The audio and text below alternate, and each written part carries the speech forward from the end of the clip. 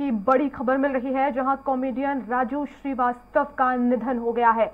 Delhi AIIMS में उनका इलाज चल रहा था। लंबे समय से कोमा में थे राजू श्रीवास्तव। 42 दिनों से एम्स में भर्ती थे राजू, और इस वक्त की ये बड़ी और कहा जाए कि ये बुरी खबर है। लगभग 42 दिनों तक एम्स में उनका इलाज चला और आखिरकार राजू श्रीवास्तव का निधन हो गया है। कॉमेडियन राजू श्रीवास्तव का निधन हुआ है। लगातार 42 दिन से हॉस्पिटल में थे, कोमा में थे, दिल्ली में उनका इलाज चल रहा था और उनका निधन हो गया है। लंबे समय से आपको बता दें उनका इलाज भी चल रहा था, कोमा में थे। डॉक्टर्स लगातार प्रयास कर रहे थे और कई बार ऐसा भी हुआ कि बीच बीच में उनकी तबीयत में सुधार हुआ, लेकिन आज ये बुरी खबर जहां कॉमेडियन राजू श्रीवास्तव का निधन हो गया है। 42 दिन तक अस्पताल में जिंदगी और मौत की जंग लड़ रहे थे। फैंस उनको काफ़ी दुआएं दे रहे थे, उनकी सलामती के लिए दुआएं मांग रहे थे, वापस आ जाए राजू श्रीवास्तव, लेकिन उनका निधन हो गया। हमारे साथ संवाददाता घनश्याम निशांत चौरसिया इस वक्त फोन लाइन पर जुड़ गए हैं। निशांत, एक बुरी खबर है, जो लोगों को हंसाते थे आज वो रुला के भी जा रहे हैं। बड़ी लंबी लड़ाई इन्होंने बेड पे, बहुत लंबी यात्रा की, इन्होंने संघर्ष किया, लेकिन फिर भी भगवान को कुछ और ही मंजूर था और आज वो इस दुनिया को छोड़ करके चले गए।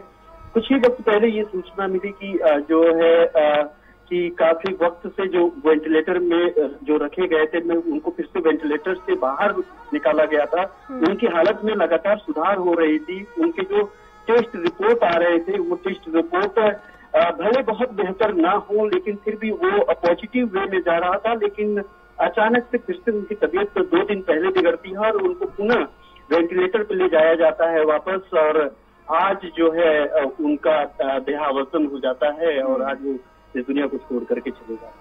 बिल्कुल घनश्याम, जिस तरह से हम 42 दिनों से उन्हें देख रहे थे कि लगातार डॉक्टर्स उनकी निगरानी कर रहे हैं, बीच बीच में ये भी खबरें आई कि नहीं वो इम्प्रूव हो रहे हैं, उनकी सेहत में सुधार हो रहा है, लेकिन आज हमें ये खबर मिल रही है कि उनका निधन हो गया है।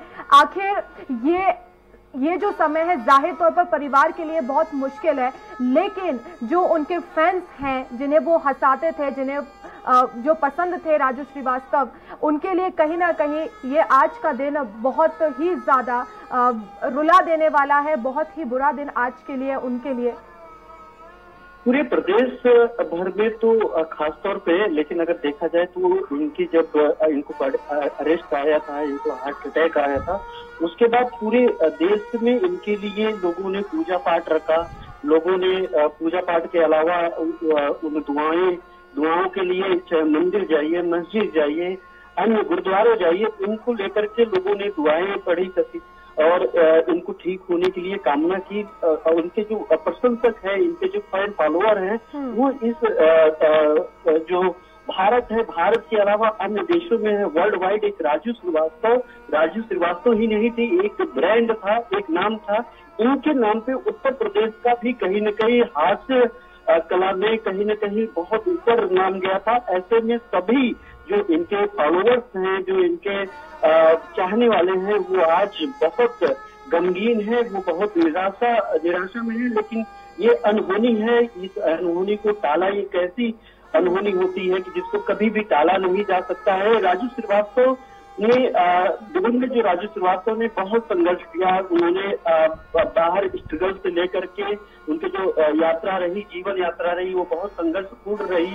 शुरुआती दौर में संघर्षों के चलते कानपुर के छोटे से जगह से, उन्होंने छोटे से गांव से उन्होंने मुंबई तक का रुख किया। मुंबई में एक पहचान बनाने के बाद उन्होंने पूरी दुनिया में पहचान बनाई। ठीक उसी तरीके से जीवन काल के संघर्ष के अंतिम दिनों में भी उन्होंने अस्पताल में संघर्ष किया। काफी ज्यादा कई तरीके की कवायद की गई कि उनको होश में लाने के लिए, लेकिन साफ तौर पे था कि उनके जो रिपोर्ट्स आ रही थी, जो उनके जांच रिपोर्ट्स आ रही थी वर्षा, उसमें कहीं न कहीं सुधार भी दिख रहा था, लेकिन इम्प्रूवमेंट की जो स्तर होता है वो इतना स्तर नहीं था कि उनको तत्कालिक रूप से ठीक किया जा सके। क्षणिक रूप से लोगों के बीच में थोड़ी थोड़ी खुशियां आ रही थी कि वो धीरे धीरे इम्प्रूव कर रहे हैं, लेकिन नियति को कुछ और मंजूर थी। वो नहीं चाहते थे कि राजू श्रीवास्तव फिर इस दुनिया में बन करके रहे, उन्होंने अपने पास बुला लिया। और आज जो उनके अनुयायी हैं, उनके चाहने वाले हैं, उनके जो फॉलोअर है, पूरी तरीके से बहुत निराश है। अगर राजू श्रीवास्तव के करियर की अगर बात की जाए तो उनका बहुत सफल करियर रहा है, लोगों को हराया है। बने रहिएगा, इस वक्त हमारे साथ रजा मुराद जी जुड़ गए हैं, फिल्म एक्टर हैं।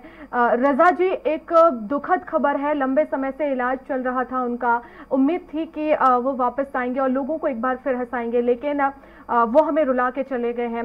रजा जी, आप क्या कहेंगे?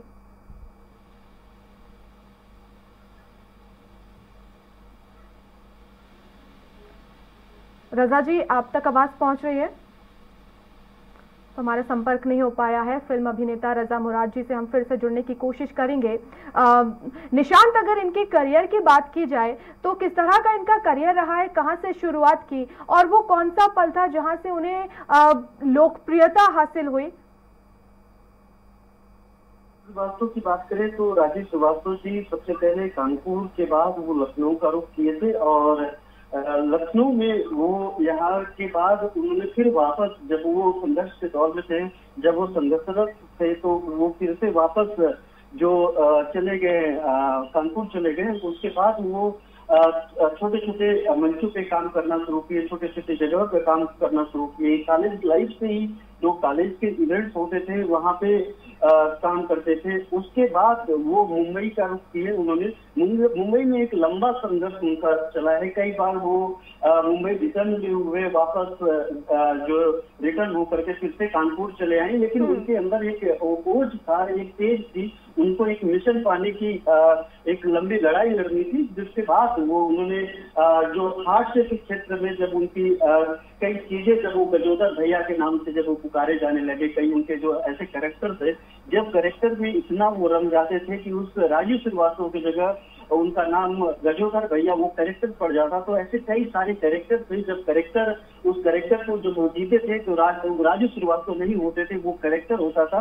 यही इनकी खूबियां थी, यही इनकी पहचान थी, जिस पहचान को लोगों के दिल में बसा। और यही रहा कि इनके देखा जाए कि राजू श्रीवास्तव एक ऐसे कॉमेडियन थे जिनका विरोधी बहुत कम है, ना के बराबर है, और इनके चाहने वाले हर तबके में हैं। और घनश्याम, उनके विरोधी हो भी कैसे सकते हैं, क्योंकि जब हम उनका चेहरा देखते हैं, उनका चेहरा हमारे सामने आता है तो एकदम से वो जो हंसी है वो हमारे मुंह से निकल जाती है, हम हंस पड़ते हैं। हम ये अंदाजा लगाते हैं कि वो जब भी कुछ बोलेंगे तो एकदम से पूरा जो देश है वो खिलखिला के उठेगा। जाहिर तौर पर उनके विरोधी होना तो ना के बराबर है। बिल्कुल। उन्होंने जब 2005 में सबसे पहला इनको ब्रेक मिला था stand up comedy show the great Indian laughter challenge, जहाँ से इनको लोग जानने लगे थे, लोग इनको पहचानने लगे थे।